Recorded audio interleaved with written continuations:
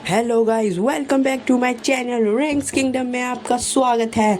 कल Monday night रो का review का वीडियो आ नहीं पाया था, इसलिए अब आज हम बना रहे हैं मंडे नाइट रो का रिव्यू। चलिए शुरू करते हैं। सबसे पहले मंडे नाइट रो की शुरुआत करते हैं ब्रोक लेसनर आते हैं और पॉल हेमन उनके साथ 4-5 पुलिस वालों को भी लाए थे और वो नकली पुलिस वाले थे। पॉल हेमन बोलते हैं कि ये ब्रोक लेसनर ओबा फेमी को समर स्लैम में हरा देगा और उसे कुत्ते की तरह बहुत बुरा मारेगा और वो रोता रोता अपने घर पर भाग जाएगा।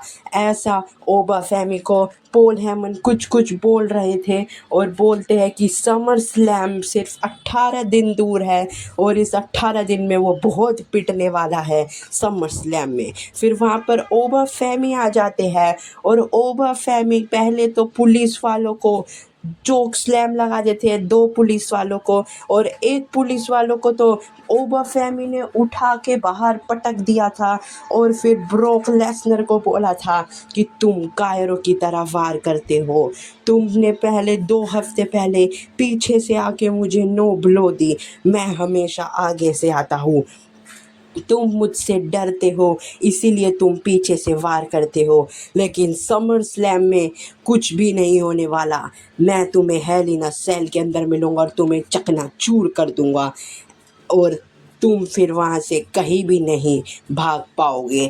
ऐसा ओबा फेमी बोलते हैं ब्रोक लेसनर को। फिर वहाँ पर लाइट बंद हो जाती है और ओबा फेमी अपना ये एक्शन कर रहे थे। सबको लग रहा था कि ब्रोक लेसनर आके पीछे से वार कर देंगे, लेकिन ऐसा कुछ भी नहीं हुआ था।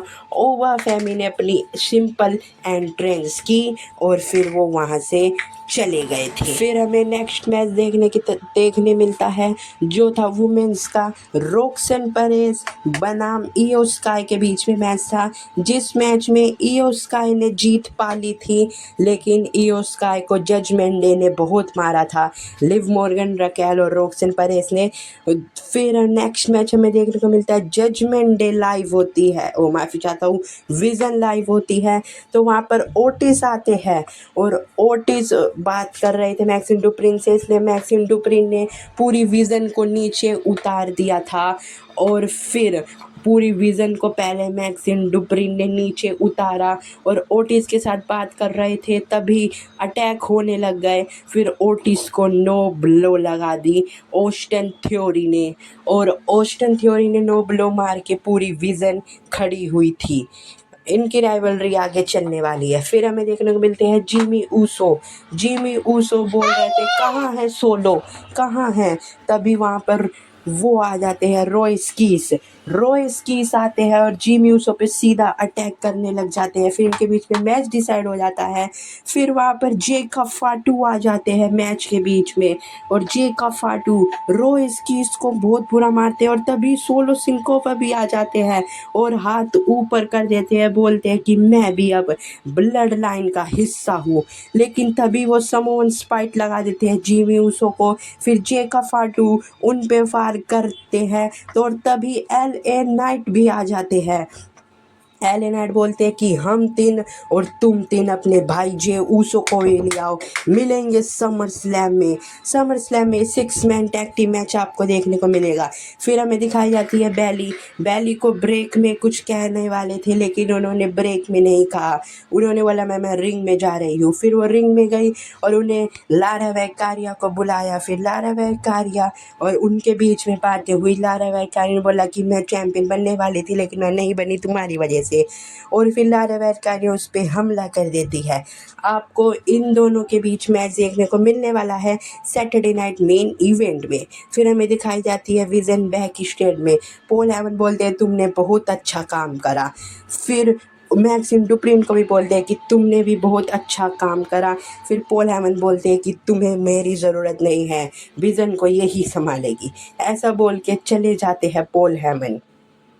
फिर हमें दिखाया जाता है गांगुलेटर मैच 7 जनों का। डोमिनिक मिस्टीरियो जो हेनरी स्टार्ट करते हैं, लेकिन डोमिनिक मिस्टीरियो जो हेनरी को हरा देते हैं।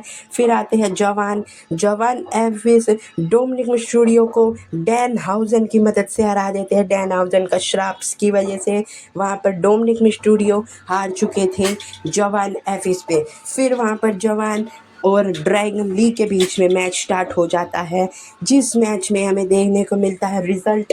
ये मैच काफ़ी शानदार था, बहुत कमाल का था इन दोनों के बीच में मैच, और इन दोनों के बीच में से जीत निकाल लेते हैं जवान। दोबारा से जवान ने मैच जीत गए थे। फिर इन दोनों सुपरस्टार एक दूसरे को रिस्पेक्ट दे रहे थे, तभी रूसेफ आ जाते हैं, पीछे से हमला करते हैं दोनों सुपरस्टार्स पे, जवान पर भी और सॉरी माफ़ी चाहता हूँ, सिर्फ जवान पर ही हमला करते हैं वो। फिर इन दोनों के बीच में मैच स्टार्ट हो जाता है, जिस मैच में रूसेफ उन्हें अपना लोक लगा के उनको सुला देते हैं और मैच अपने नाम कर लेते हैं।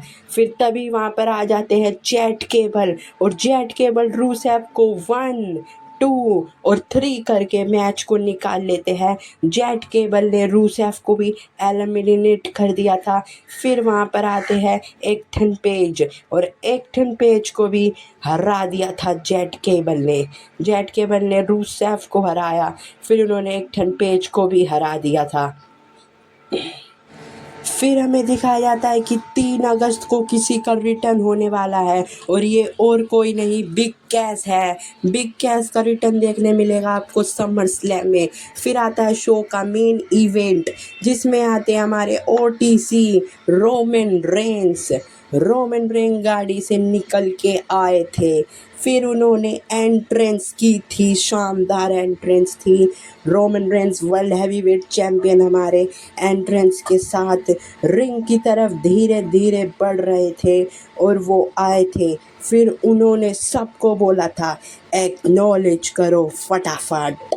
फिर सब ने रोमन रेंस को एक्नॉलेज करा।